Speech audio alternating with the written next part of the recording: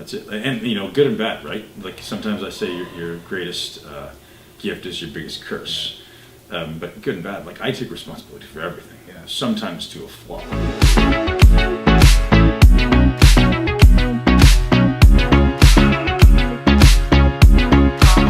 Literally one of the world's best when it comes to you being able to transform your body, get in the best shape of your, but even deeper in this episode, we go to how do you be the best person that you need to be to get to the success that you want. Ben Pakulski does an astounding job in this episode. I'm totally blown away.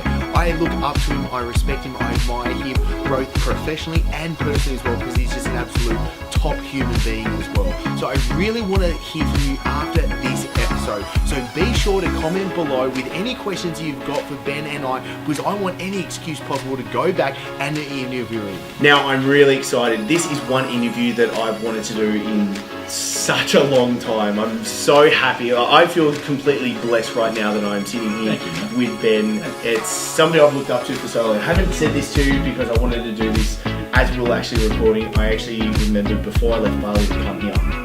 I was looking at when I first downloaded the MI3 videos, because I remember actually being on a plane watching them for the first time and just being consumed by these things and stuff like that. So this is a huge pleasure for me. Thank you so much, Ben. It's really good appreciate it.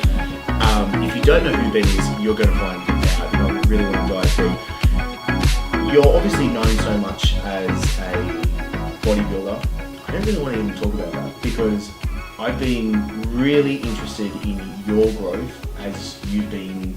I listen to your podcast. If you don't listen to his podcast, I'll pop a link below so you can tune in or please subscribe. Thank you.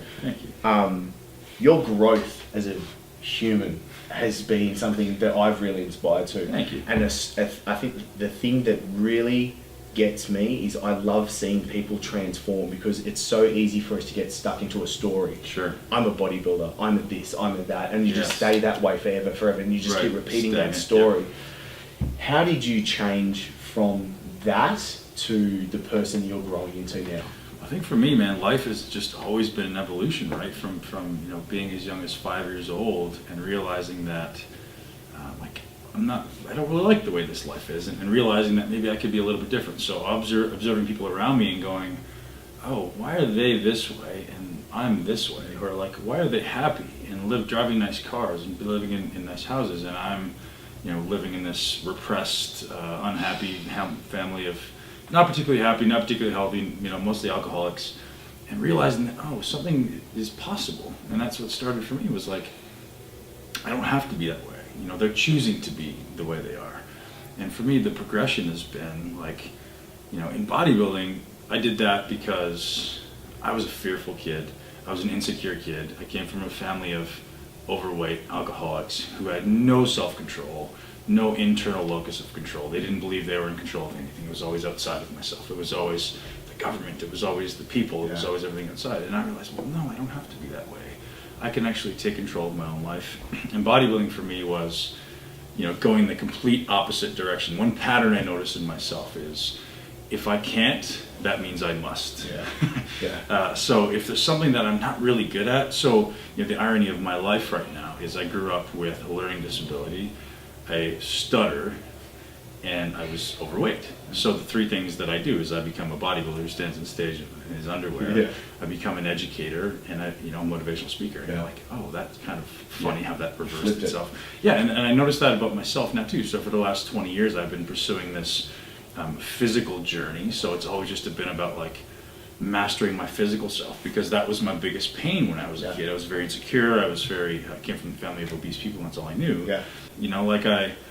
There wasn't that much, like I went to university. I mean, by my standards, there was way more attention on the physical and less attention on the spiritual, on the psychological, on the learning process, right? Like I said, I was learning during bodybuilding, but so now that I've removed myself from bodybuilding, I'm like, well, I've kind of accomplished everything I ever wanted to accomplish, and physically. Like, there's still going to be more. I feel like life is always going to be this, ebbs and flows. Like, okay, so right now I've transcended my physical needs. now I'm really focusing on my psychological and my spiritual needs. And then I may have some substantial progress there, and I'm like, oh shit, I want to go back and do some physical things again. And ultimately, it's always like finding your biggest weakness. You know, it's the irony of bodybuilding being your greatest teacher for me. It's like finding your biggest weakness and making it your greatest strength. And that's the way I approach my life, man. So you know, my transcendence of bodybuilding was the realization that I had nothing else to prove. Like, what do I have left to do? Like, I've accomplished everything I ever wanted to do. It's never been about the external for me. It's always been about proving to myself that I'm capable, proving to myself that I'm not lazy, proving to myself that, like, these old beliefs that I had when I was a kid, right? You're lazy, you're not good enough, you're not adequate. So eventually you prove to yourself, hey man, like, you're pretty damn good at this stuff. And, you know, you're actually a pretty smart person. You actually understand these things. And, like, all those things you used to believe about yourself, which is the story you're telling yourself. And now you're able to overcome that stuff. And so you don't need this anymore. Like, you're not trying to validate anything to anyone, right? You don't have to, that little kid is now secure. That little kid isn't afraid anymore. So you don't have to keep building up this huge armor. You can let the armor go, right? You can let the shield go. So the spiritual transcendence, or the transcendence of bodybuilding for me has just been like, okay, now there's other aspects of me that need to be grown to allow me to live my greatest life, man. Like, there's, you know, I really believe that everyone comes into your life to teach you something. And I've had some great teachers, man, like a lot of us, right? People view it as like, you know, ex-girlfriends or whomever, clients, whatever it is, like, people are in your life to make you realize something about yourself. And you often do, man. Like, that your greatest struggle becomes your greatest opportunity. And I've got some great teachers in my life, and I'm just looking at everything at, like, you know, you've got kids, man. They're your greatest teachers. You're looking in the mirror. It's like a psychology experiment, right? So I love the ability to see my shortcomings as a man and dive deep and, like, okay, how do I figure this out? How do I become the greatest version of myself possible so that I can help other people overcome that too? How can I change humanity? How can I change my family? It has to start from within before I can go without. And that, as we talked about, is sometimes the dichotomy in life. Is like all these guys are trying to change. They're out trying to help other people change, and they haven't changed themselves. So we talked about, like, I don't want to be a coach for business yet. I don't want to help people transform their mind and their body. Like, I can teach you how to transform your body. I've mastered that. But I haven't become a master of the mind, and I haven't become a master of business. So I'm not ready to teach that. But we talked about some people kind of do it backwards, right? They're like, oh, I'm going to teach you how to build business. I haven't quite figured it out myself yet. Well, just like fitness, right? Like, I've done one show, therefore you can teach me. I can teach you everything there is to know about this. Oh, okay, good.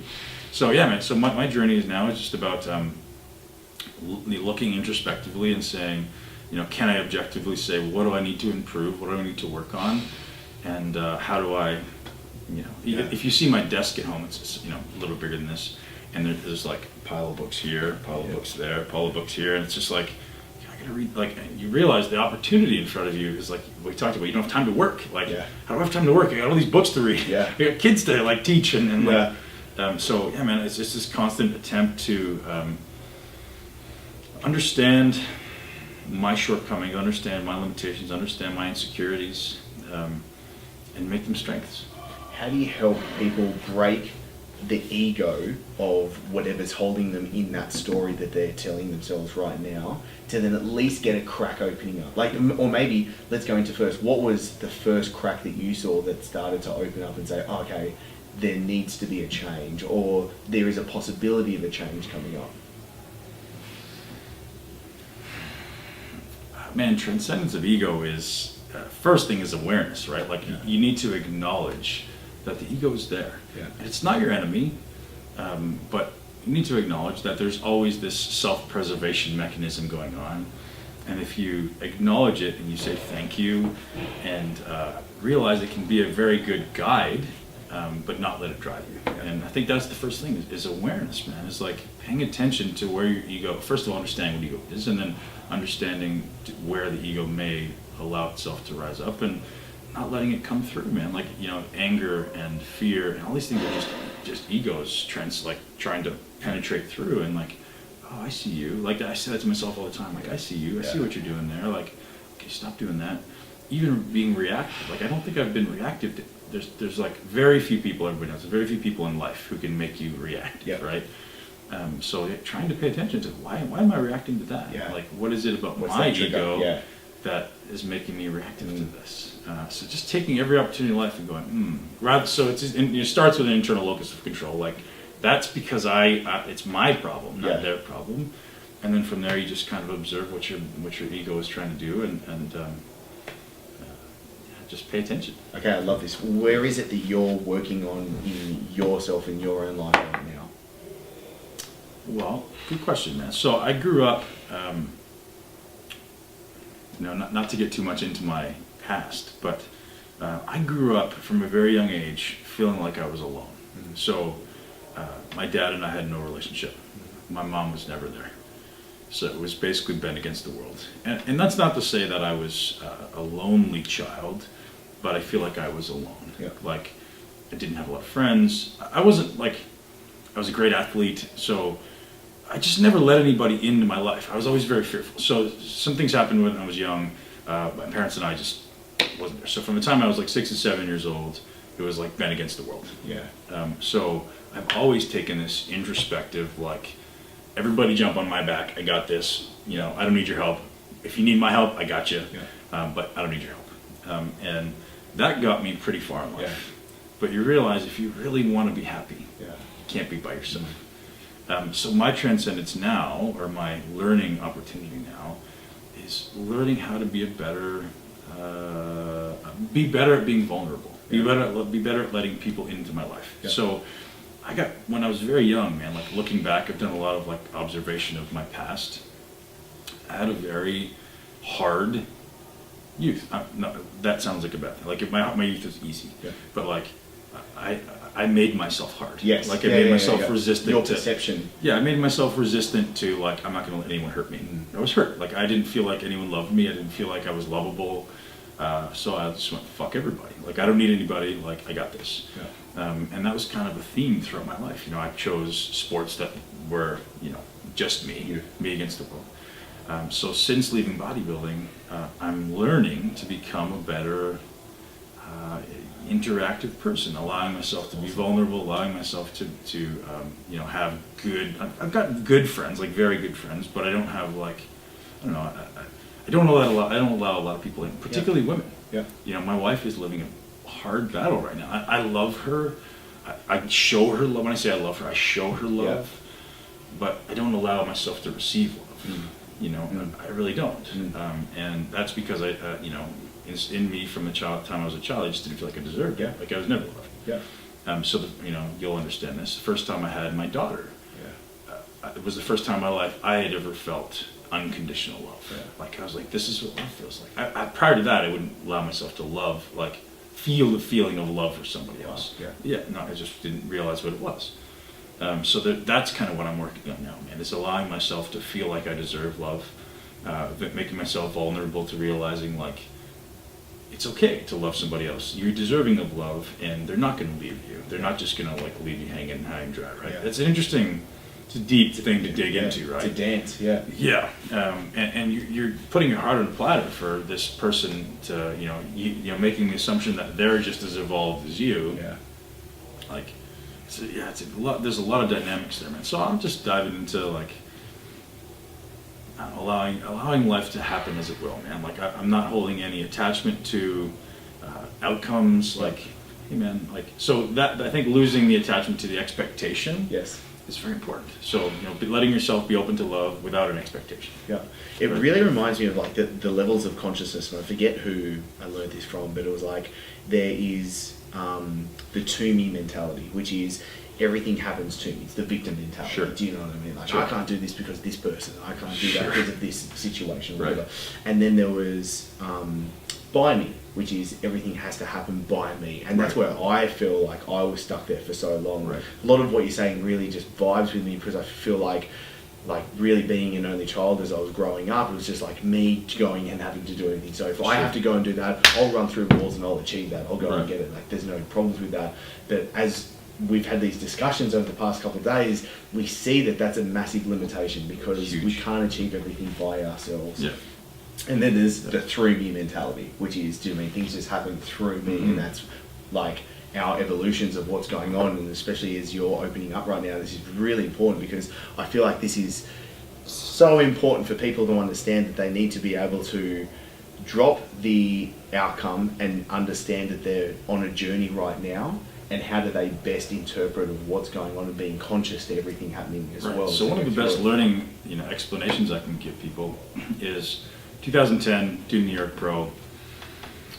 8 months for that show, I prepared with my heart and soul. I don't know if I told you this story. Yeah. So I prepared with my heart and soul, 8 months. Like, I could not have physically done anything more for that show. 8 months, trained twice a day. All I did was eat, sleep, and train. I eliminated everything from my life. People, things, time. All I did was eat, sleep, and train. My exclusive focus was winning that show. And I went to the show confident. And I got killed. I got 7th. And so the first reaction is, fuck everybody. Like, you're against me. It's all rigged. It was everything outside of me, right? Like the IFBB, I'm never going to compete again, or it was like everything outside of me. I took a couple weeks, to be honest, a little bit of time to kind of observe, watch. I looked at the pictures and I go, oh, I didn't look right. Like, I looked like shit. So rather than placing the external focus or the focus outside of me and the onus outside of me, like damn the judges, the IFBB, everything outside of me. Now I started to go look inside myself and go, oh, I didn't really look the way I wanted. And that was really the first time in my life that I can remember saying, oh, I didn't do what I needed to do, and now I can change this. I can control this. So, rather than placing that, everyone says, oh, the judges ripped me off, or like, this person did this. I'm like, no, they didn't do anything. Like, I can change this. I'm in control of it now. I can change this. So the next year, I just literally went back to kind of the drawing board and internalized it again, like only thing I knew how. But now I started taking the responsibility for it myself and saying, hey, I can do this. I can, and that's when kind of started this journey for me, really understanding exercise. So prior to that, I had a degree, I had multiple certifications, but I was following what everyone else said exercise is. Yeah. Like, hey, this is what biomechanics is. Hey, this is what exercise is meant to be. Like, if you want to get a bigger chest, do a bench press. Yeah. If you want to get a bigger back, do a row. And I'm like, oh, okay. And that's what I thought exercise was. And I would work harder than everybody. Yeah. I thought, my badge of honor was I'm going to crush everybody. I'm going to work harder than everybody. And I had never worked so hard in my life, and I had no result. And so everything was like, the onus was outside of myself. And as soon as I internalized it, I'm in control of it. And I can change it. And that was a huge learning thing for me, man. That was probably the biggest turning point in my life as far as, because imagine putting all your eggs in one basket and then the basket gets crushed. Yeah. And you go, okay, well now either I'm going to, I think it was a challenge for me or it was a test. Like, are you a champion or are you a chump? Yeah. The chump would have said, fuck you, I'm going to retire. This isn't for me, or I'm not good enough. Yeah. And the champion says, I'm going to figure out a way to come back and be 1,000 times better.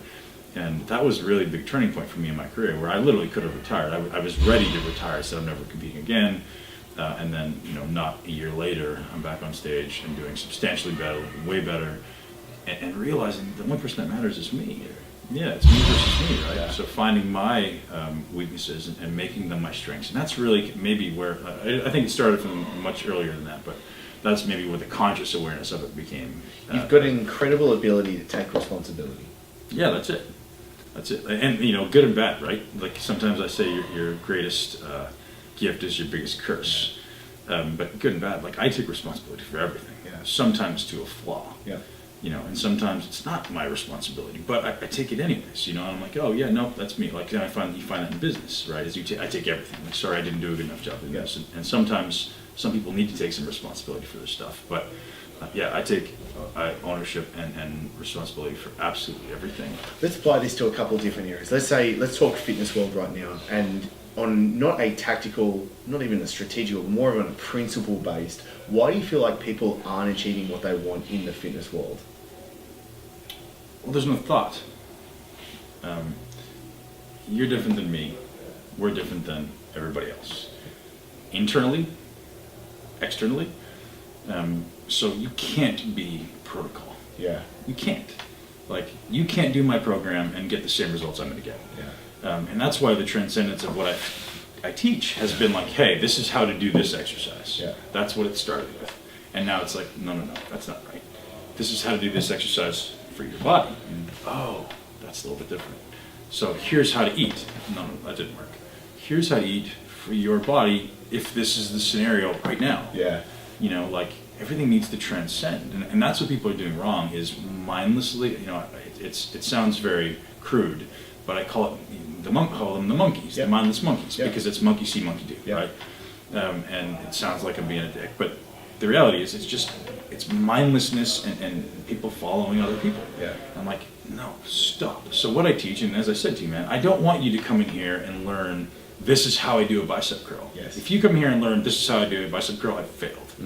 I want you to come in here and go, I learned this principle, and now I can take this away and apply this to everything. So I should be able to teach you how to do a pec exercise and nothing more. And for the rest of your life, you have this skill set that you can learn how to do everything. Yeah. Because it's all the same thing. Muscles only do one thing, right? Like, let's figure that out for me, for my body. Because like I said, it's so different for everybody. And that's where people go wrong, is they become attached to the external. How much do I lift? How far did this bar travel? Did I do a full repetition? It doesn't fucking matter. Like, it doesn't matter except as it creates an internal response.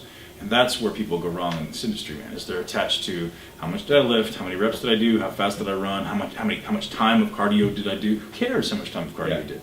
What good is it to do an hour of cardio every day if you're not getting the fat burning response? Like, it's not a time thing, it's an internal chemistry thing. So how do I create this internal chemistry with the least amount of actual external work? Because it's not the maximum amount of external work, because then the next time it has to be more. It's always, it's always the novel stimulus idea. Well, it's always a novel stimulus. So if for me to get a novel stimulus, it has to be more by deductive reasoning, or different, but usually cumulatively more. So if I start with the most, what do I do? Like, you get these girls at 16 weeks out from a contest doing 2 hours of cardio and no carbohydrates. You go, good strategy. Where are you going to go from there? There's nowhere to go. So yeah, man, that creating this internal, the reality that it's an internal process or an internal reaction that you're trying to achieve with this external mechanism. So if we can learn to lose attachment to the external mechanism and placing a focus or attention on the internal response of getting, then things start to open up. Right? How do you help people realize this and apply this in a day-to-day scenario, like with all the members that you work with? Do you mean, how is it that you look upon this and go, okay, I need to help them with these principles when it comes to, building a body? Because then I want to take it from the body, and then I want to start applying it to the life.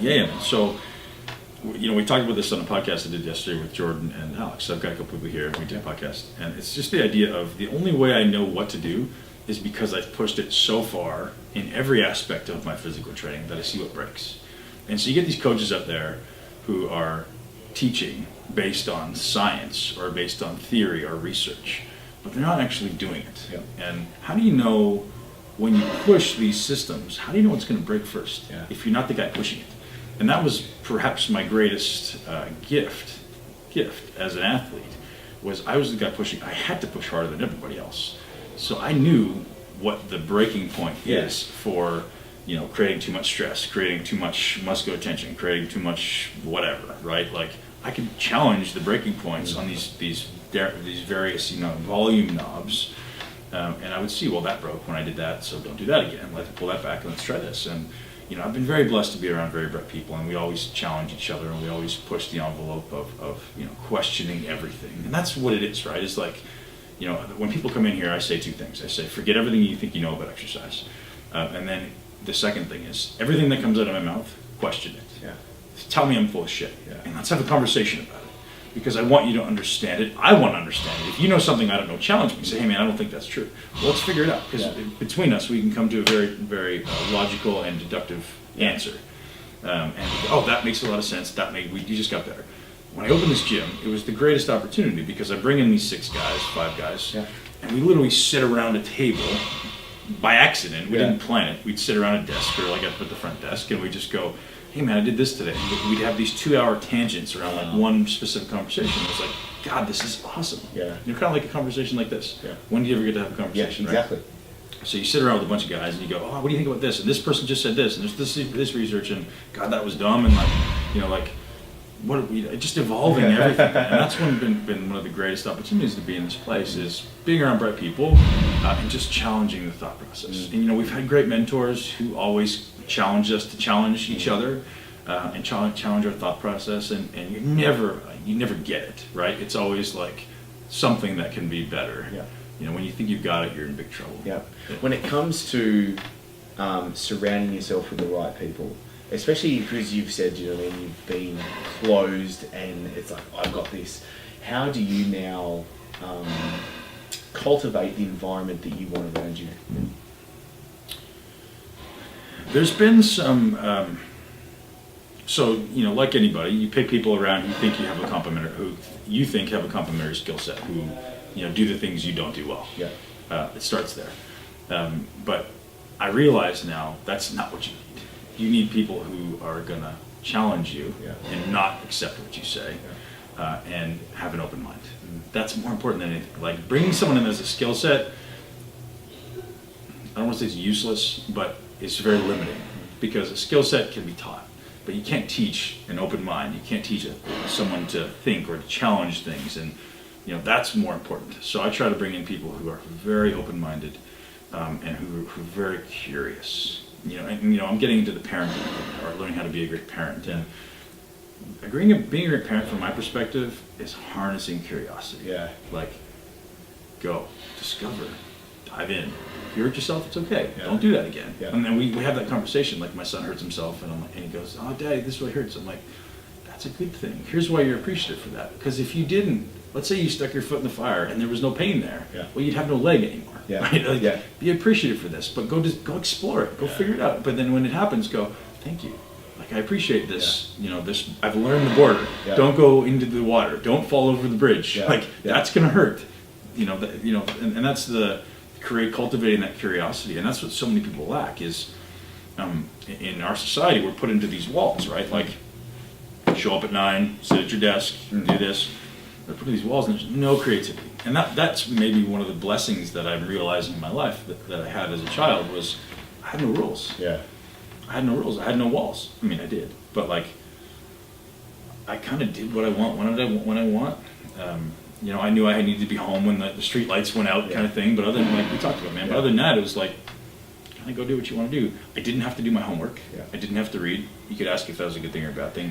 I think it was maybe a bad thing, but I didn't have to do anything. Yeah. So I get to just choose. Like, hey, I like playing sports. Let's go play sports. I didn't do well in school.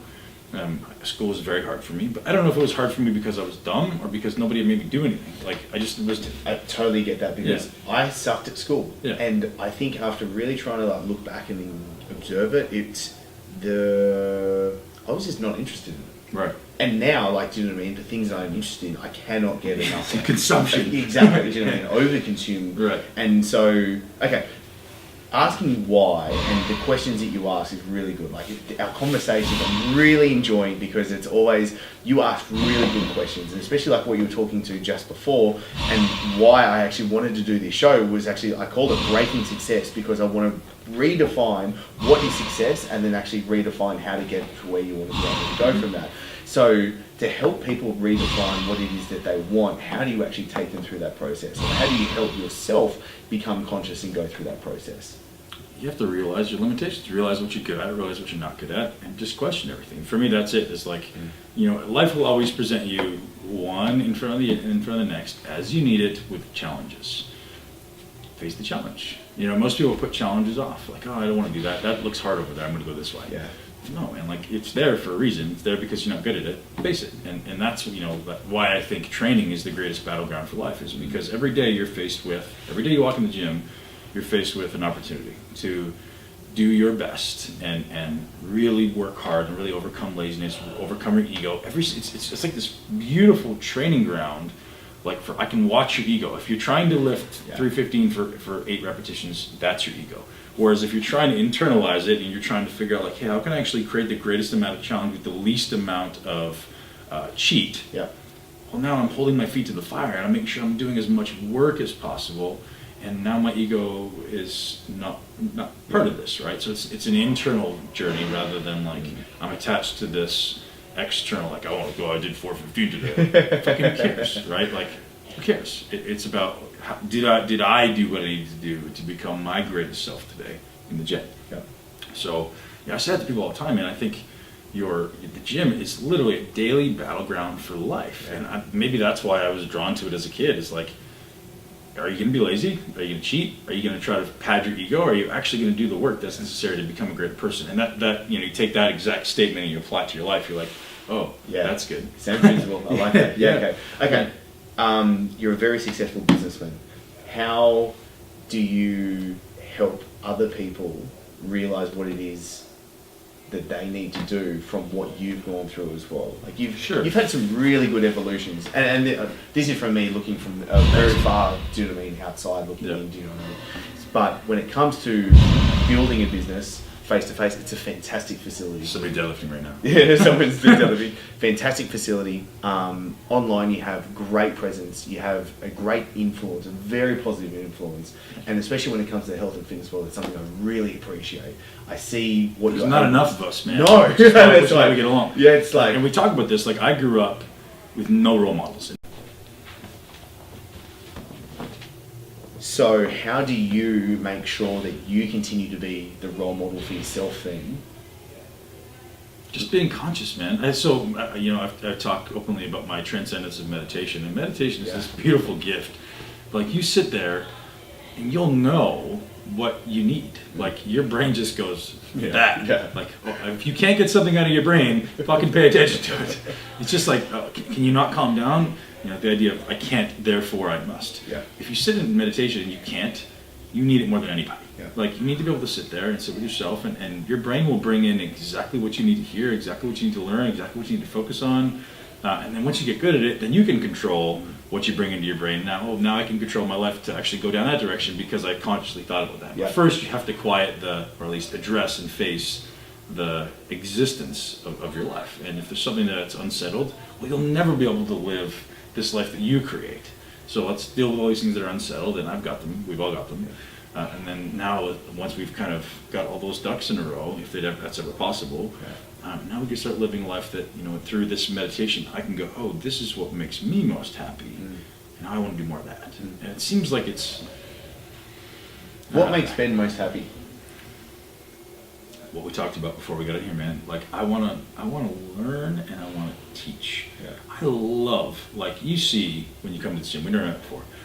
When somebody comes into my gym, I love helping you. Yeah. I love empowering. I love giving you this power to feel like, hey, man, I'm in control of my life. Yeah. I'm in control of my body. It starts there, I think. Yeah.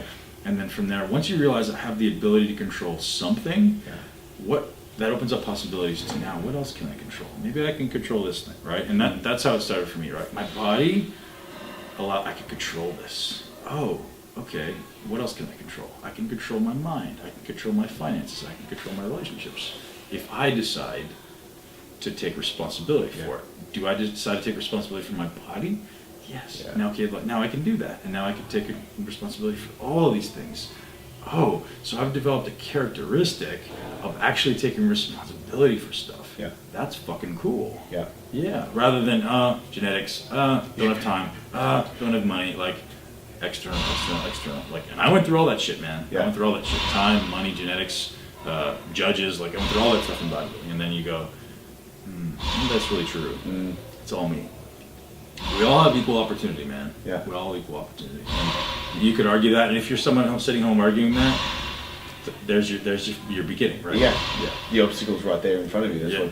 That's the ego. Your belief is your limitation. Yeah. Yeah. Okay. Yeah. On a daily basis, how do you make sure, how do you check yourself before you wreck yourself? Constant, daily attention. Yeah. So people talk about daily routines, and that's helpful. But again, get out of those routines because your priorities change. But goal setting, having really good coaches and mentors. Yeah. So you only one of the great ways for people to understand this is your brain is a filter through which you see the world. Yeah. You only have your brain. You only have your filter. So if you want to start seeing the world differently, you need to allow somebody else's filter to start penetrating your filter. So if I want to see the world in a bigger way or in a different way, I need to see it through somebody else's filter, because I only know my filter, which is based on my experiences, my past. So if I want to see the world differently, you got to figure out a way to see it through somebody else's eyes. So that can be coaching, books, surrounding yourself with great people, and allowing their positive attributes, hopefully, to penetrate into your field of view, right? Penetrate into your filter. Yeah. So that's it, man. It's like, if you can't surround yourself with great people, buy great books. Yeah. And don't read shit. Like, Yeah. you know, one of my greatest mentor, I think, in life, who were my most influential, was two, Jim Rohn Yeah. and Tony Robbins. Yeah. And, you know, Jim Rohn had he was this beautiful, articulate man who said, you know, you bring in this barrel of water, and you put one drop of dye in there, and that shit corrupts. Like, it's like you put one drop of cyanide into your cup of water, and you're like, that would kill you, you know, versus like one drop of vitamins. Well, that could make you better, and it fucking matters, you know, like paying attention to what goes into your brain. Like, I'm a bit neurotic about what goes into my kids' brains, because I'm like, no, you don't get to watch TV. Like, I mean, on the weekends, let's do an hour of TV, and now they don't even want to, which is awesome. But, you know, it's so funny because we actually took the TV completely out of the house, got rid of it, and then, you know, a little bit of a backlash, not really, but now it's completely fine. It was funny because I was talking to my wife last night, and she's like, Arlo and Sonny are just loving the stuff that they're doing by themselves, fully taking care of themselves. So it's like, it's helping empower them, and I'm such a big believer, just don't put shit into your head. Yeah. And then you send them to school, and they have to deal with, like, you know, the other kids talking about, like, I got my cell phone and I'm 5 years old. Like, fuck. And, you know, like, dude, my response, you know, some people go, oh, you know, like, they want to get mad at the other parents, or they want to be like, you know, you're an idiot. Like, no, I want to give you a hug. Yeah. Like, fuck. Like, these kids with, literally 6-year-old kids with cell phones. And I was like, like, you don't realize what you're doing to yourself, man. Like, I don't even realize what you're doing to yourself, but I have a better idea than you do. Yeah, it's like the people that made, like, you know, in the iPhone and the iPad and stuff like that, they don't give it to their children because they know how messed up it is. Steve Jobs doesn't give it to his kids. That's crazy! So we know, like, science knows now, when I get a like, when I get, you know, a text, when I get a phone call, dopamine. And what does dopamine do? Well, dopamine makes me feel great. Yeah. So when I feel down on myself, I want to get some dopamine, so I'm going to go to my phone. Yeah. Rather than going to another person, that's a good coping mechanism. Or myself. Or myself, and then also now my dopamine levels need to go up and up. It's null stimulus. So when I get to my teenage years, what am I going to start doing to acquire dopamine? Sex, drugs. Like, not that I want to be speculative, but like, it seems like a pretty logical progression, man. I can't get dopamine anymore. Cocaine's a really good way to get dopamine. Like, it's a good fucking way to get dopamine if you want to do cocaine. Like, but I would hope most people don't want to do that. So I'm like, you know what, kids, when you get a cell phone is when you're old enough to pay it for yourself. If you want to buy it for yourself, So if you're smart enough to be able to create a relationship, a business, and pay for it for yourself, you can have it. But until then, I'm not doing it for you. What are you getting the most joy out of life right now? My minutes with my kids. Man, so, like, you know, I was just asked the question minutes ago, like, hey man, if you had all the money in the world, what would you do? Well, what would I do differently? Well, I'd wake up every day and I'd meditate, which I do now. Then I'd probably do an hour of yoga. Well, no, so then I'd probably spend the morning with my kids and I'd drive them to school every day. And I'd pick them up from school every day. And that would be the thing I would do differently. So right now, I drive them to school. Of the 10 times they go to school in a week, you know, pick them up, drive them there 5 days a week, I do 4. Awesome. Which, maybe, sometimes 6, you know, 4 to 6 times a week. And sometimes my wife drives. I would do it every time. Because I have this, like, ritual with them where I know how important it is to set their brain in the right state of mind. So we get in the car, and, you know, I smile at them and I say, you know, how you feeling? I'm good, I'm tired, and this and that. Okay, let's do 5 breaths, and, you know, just try to get them to slow down. And then based on their response, I put on music, and I'll put on, you know, the Rocky soundtrack, or like Bobby McFerrin, Don't Worry, Be Happy, or like Pharrell, Happy. Like, I'm just getting, like, as we pull, like, we're that crazy. I intentionally do this. We pull into the parking lot of school, where, like, the teachers are all standing out front, welcoming them. And I'll open the windows and put the music on. Everybody starts dancing along to, like.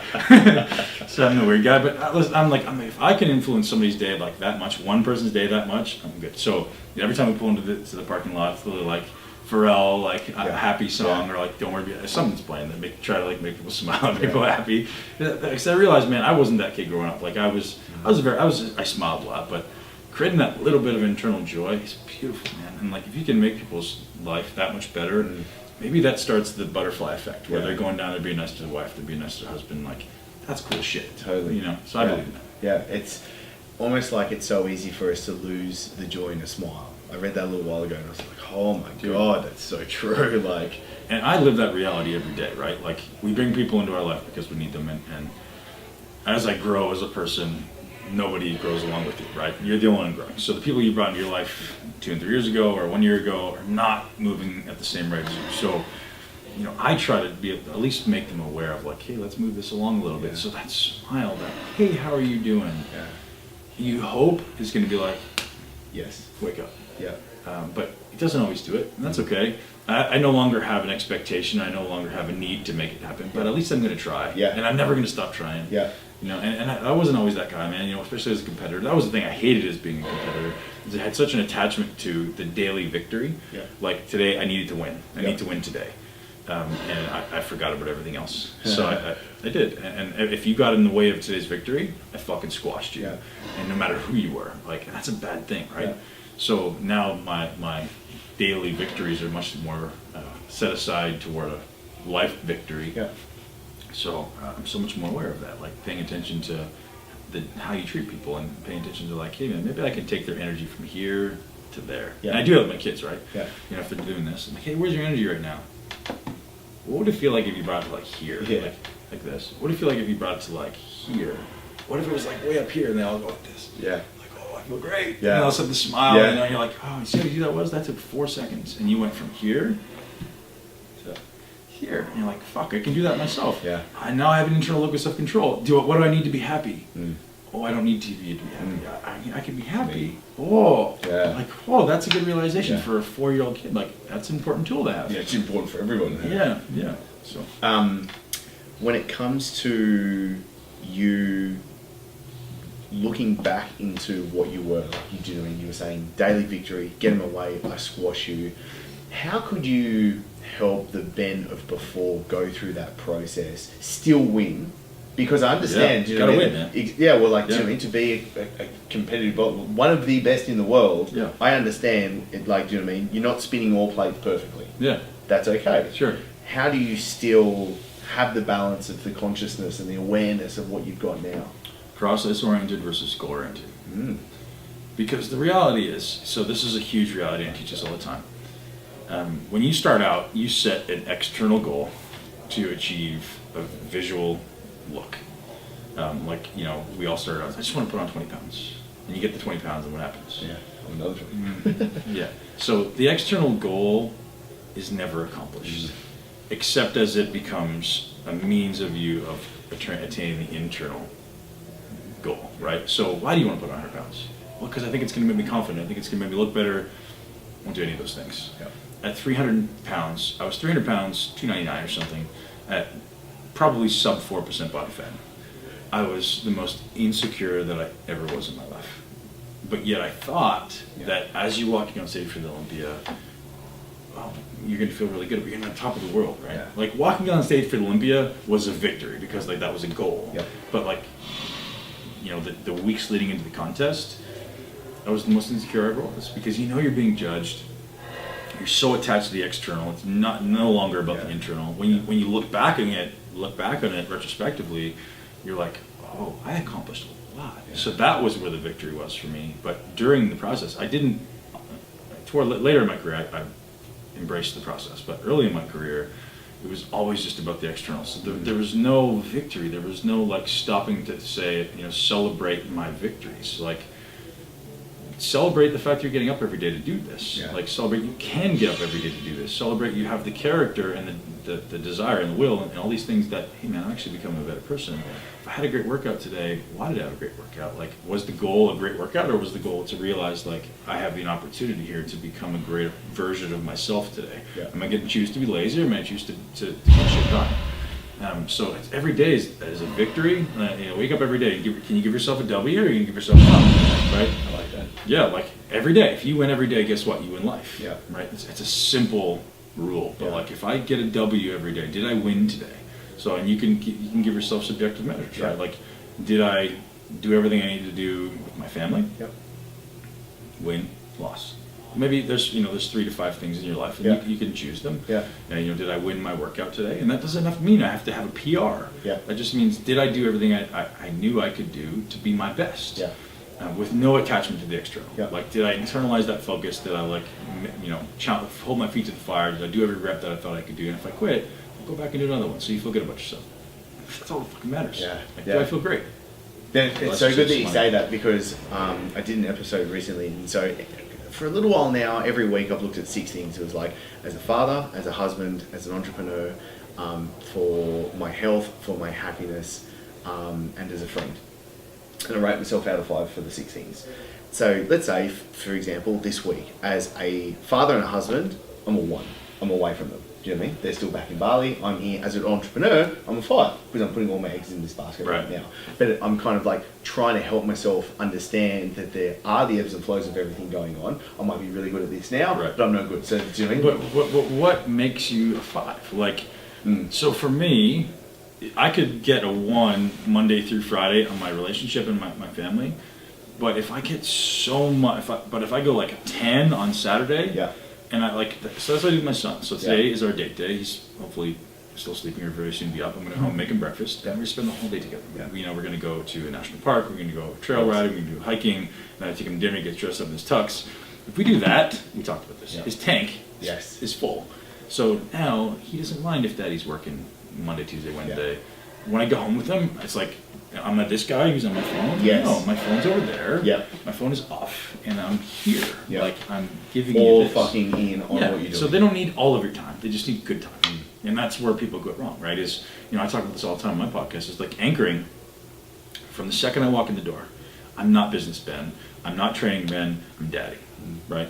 And it's just different. You gotta. And when I walk in the gym, I'm not daddy. I'm fucking like, get the fuck out of my way. You know, like, I'm gonna get what I need to get done for me, and for me, dude, my workouts now are so internal. It's like I put the headphones in my ear, not because I listen to music, but so I can hear myself breathe, and it really centers me and it grounds me into like, oh, I can feel this, and what's my internal focus. And 90% of the time, my shoes are off and my eyes are closed, because I'm just trying to be like grounded into the ground and grounded here, and like, what am I trying to accomplish, right? It's a victory of this person having a better intention. So shifting, dude, I could talk to you all day, every day. This is so good. Okay, where do people go right now to learn more about you, what you're doing? So mi40nation.com. We're undergoing a massive reconstruction. So, you know, as I talked about during my bodybuilding career, business was there, but very much an organic passion project. Like, I was learning business, but I wasn't necessarily like giving it my focus. So now that I've been removed from professional bodybuilding for just over 12 months, I've been undergoing this reconstruction of like, what does my business look like moving forward? So under reconstruction right now, should be launching any day. Awesome. So mi40nation.com. Muscle Expert Podcast is a cool place to catch me, and benpakulski.com also being redone, because that was, I mean, it's all this like, that was a reflection of what I was 3 years ago. Different Ben. Now I'm a different person. Like, you know, still the same guy, still the same great lessons that I've learned, but like, realizing that those great lessons need to be applied to something other than just how to be the biggest human being on the planet, which was cool while I was doing it, and I loved it, and like, no disrespect, but so much more, man. Like, life's fucking awesome, and so much more to think about. So good. Okay, I'm going to pop the links below for you to be able to get access to MI40 Nation. Highly, highly recommend that. Make sure you do tune in to Ben's podcast and also get on to him on the socials as well. Ben, thank you so much, mate. I really appreciate this. Now, this is where I want to make sure that you get the most out of being here, and I want to hear from you. So if you've enjoyed this episode, click like, and make sure I can send you the new episodes each and every week. Be sure to subscribe and hit that notification bell. Also, I really want to make sure that I'm giving you exactly what you need. So comment below. I want to know what you're going to take away from this episode. And the best conversations after every episode always happen in the Breaking Success Tribe. I'll pop a link below for you to join the free group so you get access to the guides, the live streams. I'm in there answering your questions personally each and every day. Plus you get all the episodes as well. So thank you so much for being here and joining us. I'm really looking forward to seeing you in the next episode. This is where I want to make sure that you get the most out of being here, and I want to hear from you. So if you've enjoyed this episode, click like, and make sure I can send you the new episodes each and every week. Be sure to subscribe and hit that notification bell.